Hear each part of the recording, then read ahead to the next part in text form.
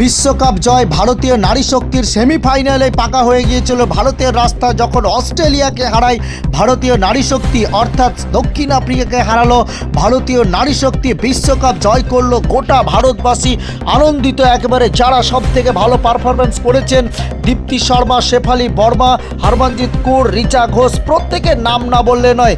দীপ্তি শর্মার যে দাপটে বোলিং, অর্থাৎ 5 উইকেট তিনি নিয়েছেন, অর্থাৎ গোটা দেশ আনন্দিত। বিশ্বকাপ জয় করলো ভারতীয় নারী শক্তি।